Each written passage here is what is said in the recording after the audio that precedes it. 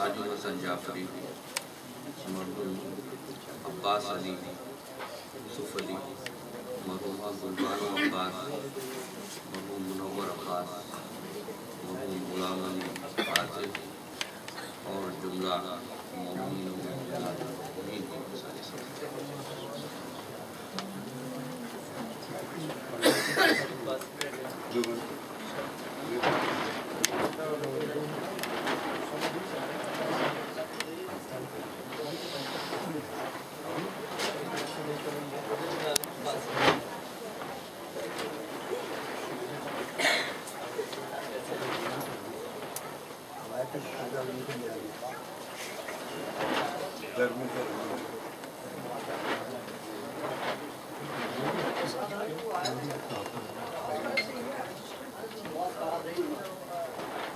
مزدومان روم ہے ادھر ہے حضرت کے پاس ایک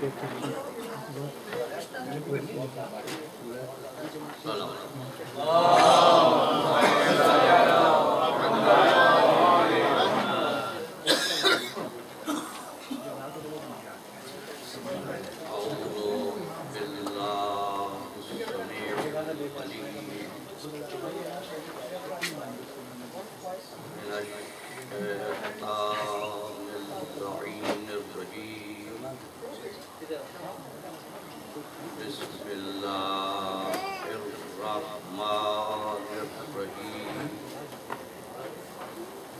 الحمد للہ وکفی والسلام علی عبادہ الذین اصطفی خصوصا علی محمد المصطفی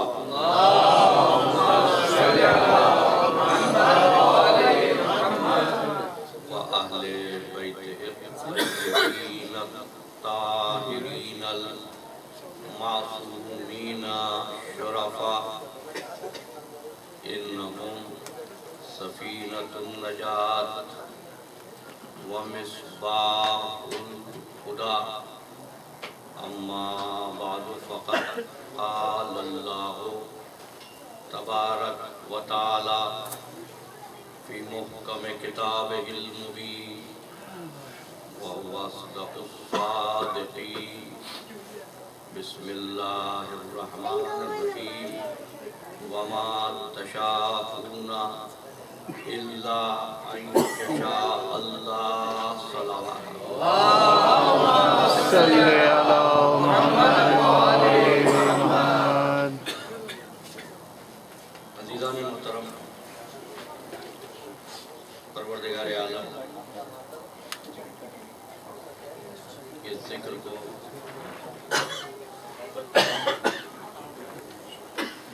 بتوسل محمد وآل محمد شرف قبولیت عطا فرمائے اور اس شہر میں اور دیگر مقامات پر جہاں جہاں جو مومن اور مومنہ بیمار ہیں اس کو بحق بیمار کربلا صحت کاملہ اور شفاء عاجلہ رب العزت کا جتنا بھی شکر ادا کرو کم ہے اس امر پر کہ اس نے آپ کو دین اسلام جیسی دولت سے مالا مال فرمایا اور آپ کے دلوں میں مودت محمد والے محمد کے چراغ کو روشن فرمایا. جتنے اعمال حسنہ ملت اسلامیہ بجا لاتی ہے ان سب کا ایک ہی مقصد ہے اور وہ مقصد یہ ہے کہ پروردگار عالم کی رضا شامل ہے.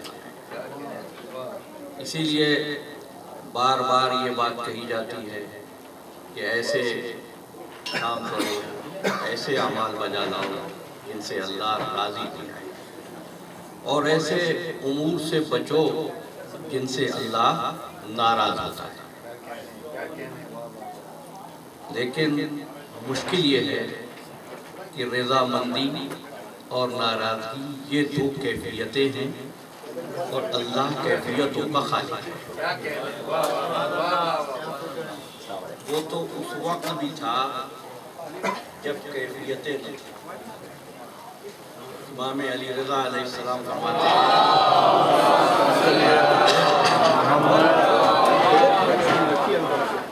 کہ اللہ وہ ہے جس نے کیفیتوں کو خلق فرمایا اور کیفیتوں کے آنے اور جانے کا نام تغیر ہے۔ رضامندی ایک کیفیت ہے، ناراضگی دوسری کیفیت ہے۔ جب آپ راضی ہوتے ہیں تو آپ کے چہرے پر ایک رنگ ہوتا ہے، جب آپ ناراض ہوتے ہیں تو چہرے پر دوسری کیفیت ہوتی ہے۔ گویا جب راضی تھے کیفیت اور تھی، ناراض ہوئے رنگ اور ہے۔ اگر خالق بھی کبھی راضی ہو جائے اور کبھی ناراض ہو جائے تو اس کی ذات میں بھی تغیر واقع ہو جائے گا، اور جس میں تغیر ہو جائے وہ سب کچھ ہو سکتا ہے، اللہ نہیں ہوتا۔ لیکن راضی بھی کرنا ہے اور یہ اطمینان بھی حاصل کرنا ہے کہ وہ راضی ہو۔ ظاہر ہے ہم چونکہ نقص کی منزل پر ہیں، لہذا بغیر دیکھے سمجھ نہیں سکتے کوئی راضی ہے یا ناراض۔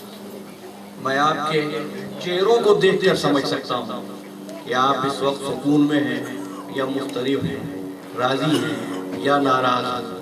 وہ بنانے والا اپنی مخلوق کی اس مجبوری سے واقف تھا کہ رضامندی کو بھی ان پر واجب کر دیا، بغیر دیکھے یہ سمجھتے نہیں۔ اسی لیے اس نے تخلیق کائنات کے آغاز پر ہی کچھ چہروں کو وجہ اللہ بنا کر پیدا کر دیا کہ ان چہروں کو دیکھتے رہنا، اگر یہ چہرے راضی نظر آئے تو سمجھنا اللہ راضی ہے۔ آپ کو توجہ ہو گئے، اور اب میں ترجمہ کروں گا۔ سورہ مبارکہ دہر کی آیت ہے، وَمَا تَشَاءُونَ إِلَّا أَن يَشَاءَ اللَّهُ۔ کچھ بندوں کو مخاطب کر کے رب العزت نے فرمایا تم تو وہی چاہتے ہو جو اللہ چاہتا ہے۔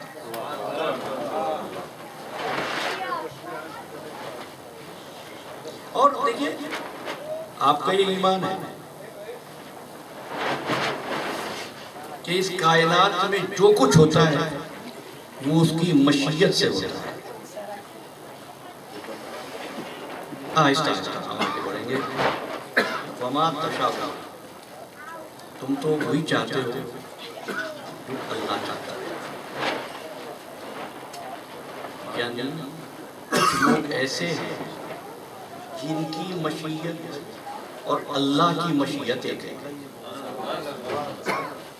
اچھا، ایک جملہ ہے جس کو آپ اکثر گفتگو میں استعمال کرتے ہیں، انشاءاللہ میں آؤں گا، انشاءاللہ میں یہ کام کروں گا۔ کیا ترجمہ ہے؟ اگر اللہ نے چاہا، کیا کہنے، واہ واہ واہ واہ۔ وہ فرما رہا ہے تم وہی چاہتے ہو جو ہم چاہتے ہیں۔ تو اگر میں یہ کہہ دوں کہ اگر ان بندوں نے چاہا،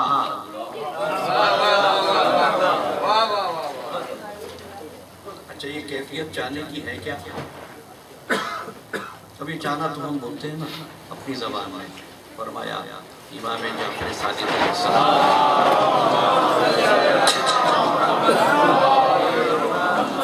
کہ جب اللہ کسی شے کو خلق کرتا ہے تو خلق سے پہلے وہ شے علم خدا میں ہوتی ہے۔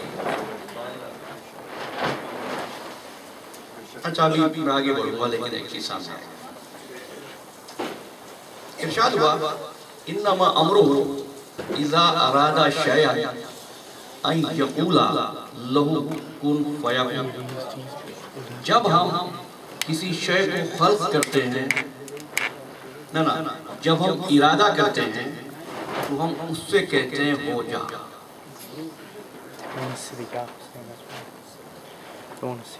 یقولا لہو، لہو کی ایک ضمیر ہے نا، اس سے کہہ رہے ہیں کن ہو جا، پھر وہ چیز ہو جاتی ہے.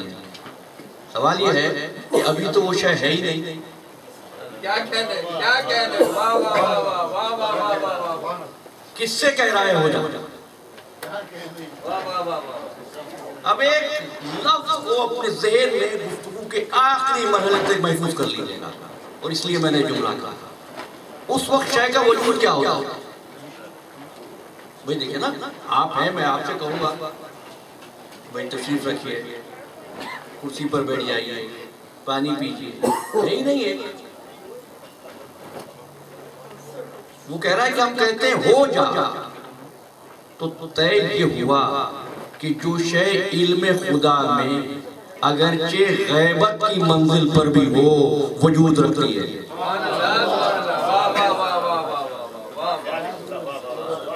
اور اس کا وجود ذلی ہوتا ہے، لیکن ہوتا ہے. مولا فرما رہے ہیں کہ جب وہ کسی شے کو خلق کرتا ہے وہ علم خدا میں ہوتی ہے. جب وہ طے کرتا ہے خلق کرے تو وہ شے علم خدا سے مشیت خدا میں آتی ہے. کیا کہنے. پہلے کہاں تھی؟ علم خدا میں. اب کہاں آئی؟ مشیت خدا میں. پہلے علم خدا میں تھی، اب علم خدا میں بھی ہے، ان کے علم میں بھی ہے جو مشیت سے بنے. اچھا، جو حضرات گزشتہ شب کی تقریر میں تھے ان کے لیے جملہ کہہ رہا ہوں، اور ظاہر ہے کہ وہ عنوان تو اور ہے، ظاہر و باطن، کہ فرمایا امام باقر نے میرے جد کا نور شے سے نہیں بنا، لا شے سے بنا. جو شے سے بنتا ہے وہ ہلاک ہو جاتا ہے، جو لا شے سے بنتا ہے مشیت ہو جاتا ہے. اچھا، تو لا شے ہلاک ہو جاتی ہے، مشیت باقی رہتی ہے. اچھا، علم خدا میں بھی ہے، اب وہ مشیت میں بھی آ گیا. ٹھیک. پھر فرمایا مولا نے پھر وہ شے مشیت خدا سے ارادے خدا میں آتی ہے. اب علم خدا میں بھی آئی، مشیت والوں کے علم میں بھی آئی، جو اس کا ارادہ ہے ان کے علم میں بھی آئی. اس کا ارادہ کون ہے؟ آیت نہیں پڑھوں گا، آپ پہنچ جائیں گے. اور مجھے احساس ہے بہرحال تاخیر ہوئی ہے، لیکن ذرا سا کل خیال کر لیجیے گا. اگر وقت پر حاضری ہو جائے تو کئی منزلیں ہیں جس سے ہم آسانی سے. تو ارادہ خدا میں، جب وہ شے ارادہ خدا میں آ گئی تو پھر پروردگار اعظم اس کو مرحلہ قضا میں داخل کر دیتے ہیں. مرحلہ قضا. اچھا، ہمارے یہاں تو مشہور یہ ہو گیا قضا کے معنی موت نہیں، قضا کے معنی فیصلہ. اسی لیے جج کو زبان عربی میں قاضی کہتے ہیں. یعنی اب قضا کے مرحلے میں یہ فیصلہ ہوتا ہے شے کیسے بنے گی. مثلا اگر وہ پانی بنا رہا ہے تو پانی چونکہ مخلوق نے خدا کو پینا ہے، ایسا لطیف بناتا ہے کہ حلق سے گزر جاتا ہے. اسی لیے اس نے فرمایا سبح اسم ربک الاعلی الذی خلق فسوی والذی قدر فہدی. دوسرا مرحلہ قضاء خدا میں آئی. قضاء خدا کے بعد وہ شے پھر قدر خدا میں آتی ہے، اور قدر خدا میں آنے کے بعد پھر اس کو اجل عطا ہوتا ہے، اور پھر اس کو اذن ملتا ہے. کس امر کا اذن؟ چاہو تو اسی حالت میں رہو، چاہو تو جو ہم نے بنایا اس کو بدل دو. یہ اذن ہے. یا میں کیا کہوں، اجل کا ترجمہ بھی لوگ موت ہی کرتے ہیں. یعنی کچھ ایسے ہیں کہ تخلیق کے وقت ہی یہ فیصلہ ہو گیا کہ چاہو تو ایسے ہی رہنے دو، جملہ ضائع نہ ہو، ایسے ہی رہنے دو، چاہو تو ان کو بدل دو. یعنی مخلوق میں کوئی ایسا تلاش کرو جو یہ قوت رکھتا ہے کہ جس کو وجود ملا ہے اس کو وہ بدل دے. میرے ساتھ ہیں آپ؟ پھر آ جائیے واپس آیت کی طرف. وما تشاؤون الا ان یشاء اللہ. اب دو ترجمے ہوتے ہیں اس کے. تم کچھ نہیں چاہتے مگر وہ جو ہم چاہتے ہیں. دوسرا ترجمہ تم وہی چاہتے ہو جو ہم چاہتے ہیں. یہ کائنات کس کی مشیت کی آئینہ دار ہے؟ یہ اللہ کی. بالکل درست فرمایا. اللہ کی. اللہ کی مشیت وہی ہے جو ان بندوں کی. تو اللہ چاہتا تھا آدم کو نبوت ملے. تو اگر میں یہ کہوں محمد و آل محمد چاہتے تھے آدم نبی بنے. واہ واہ واہ واہ واہ واہ واہ واہ. میں نے غلط کہا؟ بھئی وہ چاہتا تھا کہ سورج روشن ہو تو چونکہ آل محمد نے چاہا تو سورج روشن ہوا. تو حضرت حجت کا قائم آل محمد کا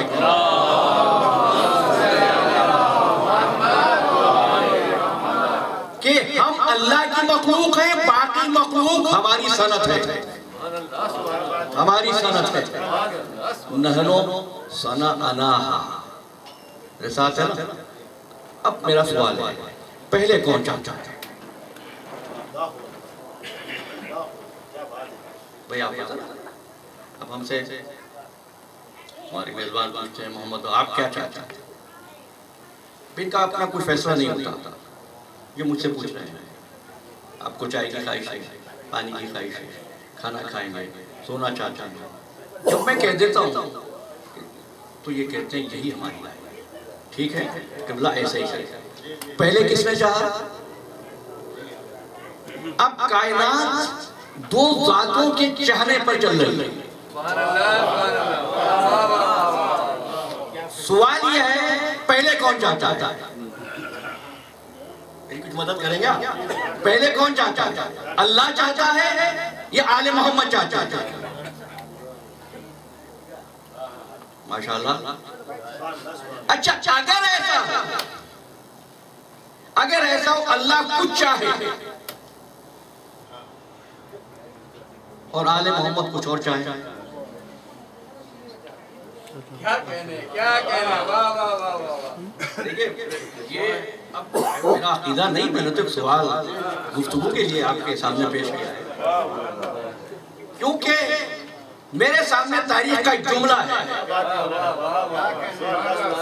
جب کسی نے پوچھا کہ علی کو خلافت کیوں نہیں دی, نام نہیں لوں گا, تو جواب میں کہنے والے نے کہا رسول اللہ تو یہی چاہتے تھے لیکن اللہ یہ نہیں چاہتا تھا. کیا کہنے واہ واہ واہ. اس لیے میں نے یہ سوال کر لیا. واپس آؤں گا لیکن ایک آیت پڑھ لیتے ہیں پہلے. وما ينطق عن الهوى. کئی نوجوان اور بچے کنفیوز ہو کے نہ جائیں, اس لیے یہ آیت پڑھ. وما ينطق عن الهوى ان هو الا وحی یوحی. ہمارا حبیب اپنی مرضی سے بات نہیں کرتا.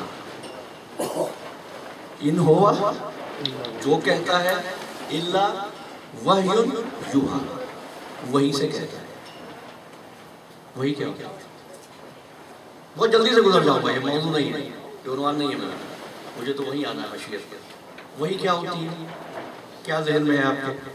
ایک بات ہوگی آپ کے ذہن میں, اگر مختلف ہو تو مجھے بتانا. جو فرشتہ لاتا ہے پیغام وہ وہی ہوتا ہے. یہی ہے نا جناب؟ قرآن کہتا ہے تیرا رب یوہی ربوں کا الی الملائکہ, تیرا رب فرشتوں پر وحی کرتا ہے. تو بابا جب نبی پر وحی آئے تو فرشتہ لائے, جب فرشتے پر وحی آئی تو کون لایا؟ کبھی غور کیا یہ وحی ہوتی کیا ہے؟ ایک لفظ بدل کے آپ کے ذہنوں کو متوجہ تھا. وما یقول الا وحی یوحی. ہمارا حبیب کچھ نہیں کہتا. یقولو کا مطلب کیا؟ کہنا نہیں کہتا مگر وحی. یہ آیت ہے وما یقولو نہیں ہے, وما ینطق. بات نہیں کرتے. کیا کہنا. اچھا ایک اور جیسے دیکھتے ہیں وَمَا يَتَكَلَّمُ إِلَّا وَحْيٌ، نہیں کلام کرتا. یہ ہے آیت نہیں ہے نا؟ آیت ہے مَا يَنْتِقُ. کلام محمد مصطفیٰ کو وہی نہیں کہا، کیا کہنے. واہ واہ واہ. قول محمد کو وہی نہیں کہا، نطق محمد کو وہی کہا. کیا فرق ہے نطق میں، کلام میں اور قول میں؟ پورے کلام میں سے ایک جملہ الگ کر دو تو وہ میرا قول ہے. پوری تقریر میں ایک جملہ یہ قول ہے. میں آیا بھی بیٹھا بھی، لیکن میرا کلام یہ ہے جو فاضل صاحب کے اعلان کے بعد میں نے ممبر پر آ کر شروع کیا. نطق نہیں ہے، کلام ہے. نطق کیا ہوتا ہے؟ جب بچہ پیدا ہوتا ہے اس کے منہ سے جو آواز نکلتی ہے اس کا مطلب تم سمجھ پاؤ یا نہ سمجھ پاؤ وہ نطق ہے. اور قبر میں جانے تک انسان کی زبان پر جو کچھ آتا ہے وہ نطق. فرمایا وَمَا يَنْتِقُ، میرے حبیب کا قول ہی نہیں، میرے حبیب کا کلام ہی نہیں، میرے حبیب کا نطق وہی ہے، وہی مرضی الہی ہے. یعنی اگر یہ رسول کسی کو بابا کہے تو وہی ہے، اگر چچا کہے تو وہی ہے، اگر ولدی کہے تو وہی ہے.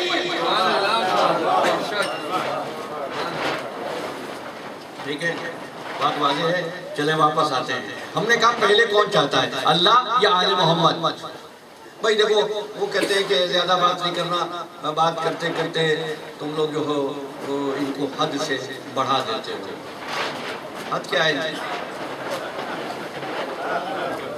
ان کی؟ نہیں، اللہ کی حد کیا ہے؟ جو اللہ کی حد معین کرے اس سے بڑا تو کافر ہی کوئی نہیں. اور جس کی حد تمہیں معلوم نہیں اس سے بڑھاؤ گے کیسے؟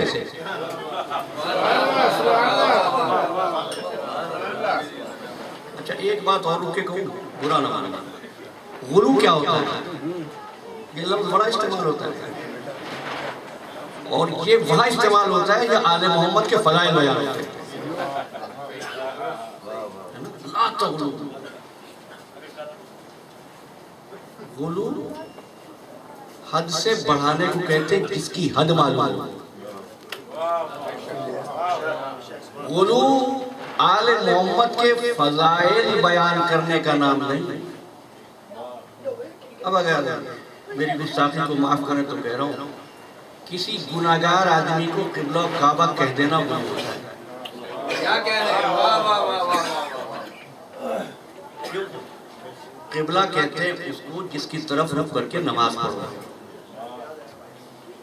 یہ تو بات معلوم ہے نا، جو بغیر وضو کے خود نماز نہ پڑھ سکے اگر وہ قبلہ بن جائے تو کوئی غلو نہیں کہتا. کیا کہنے. واہ واہ واہ. اور جس کی پیدائش پر وہ کعبہ قبلہ بن جائے.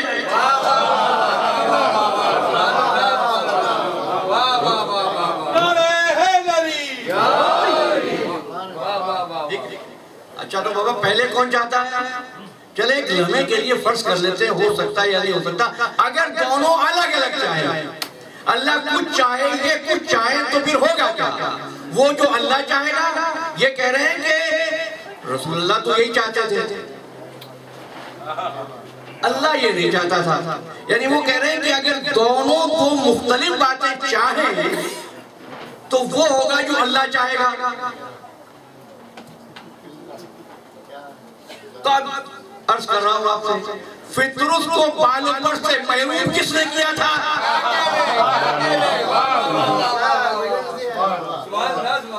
فطرس پر غضبناک کون تھا؟ اللہ. تو کہنے تو مشیت الہی تو یہی تھی نا. فطرس بال پر سے محروم رہے، فرشتے اٹھا کے لے آئے.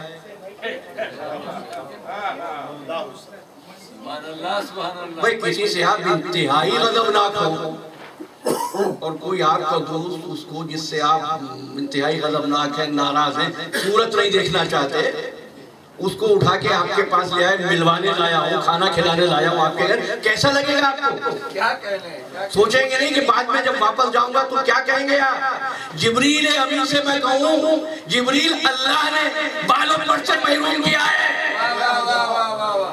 اور تو جس سے اللہ ناراض ہے اس کو اٹھا کے لے جا رہا ہے محمد مصطفیٰ کے پاس.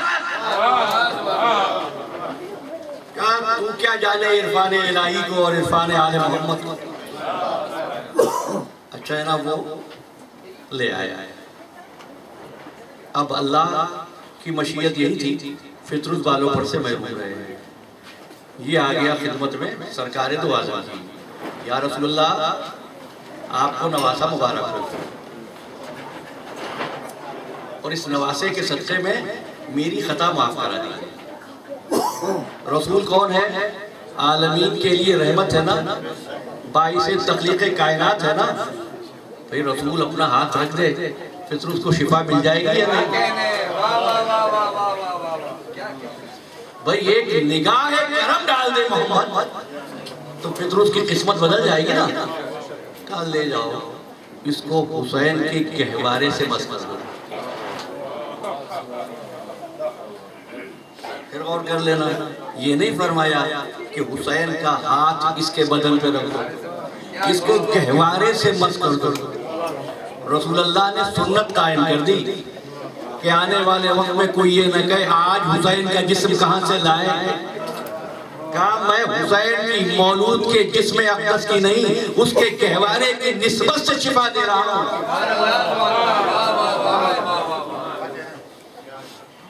اچھا یہ فطرت کا قصور کیا تھا؟ اللہ نے اگر اسے بالوں پر سے محروم کیا تھا, کوئی خطا تو ہوگی نا اس کی. اس کی خطا یہ تھی کہ وہ ناز کیا کرتا تھا, غرور کرتا تھا. میرے جیسی بات تم میں کہاں. اب کیا بات تھی وہ اس تفصیل کا موقع نہیں, لیکن غرور کی سزا یہ تھی کہ بالوں پر سے محروم کر کے جزیرے میں ڈال دیا. اب یہ آیا رسول کے پاس, فرمایا لے جاؤ اس کو گہوارے حسین سے مس کرو. گہوارے حسین سے مس ہوا, بالوں پر کود کر آئے. اب یہ کہتا ہوا جا رہا ہے اب میرے جیسا کون ہے.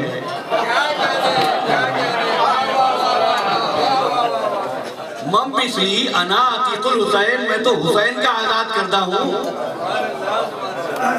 پتا چلا کہ ناز کرنے کا حق حسین کے غلام ہی کو ہے.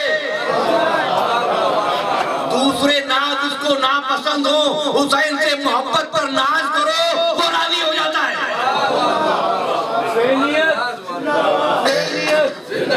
یزیدیت مردہ باد, یزیدیت مردہ باد, آواز بلند صلوات.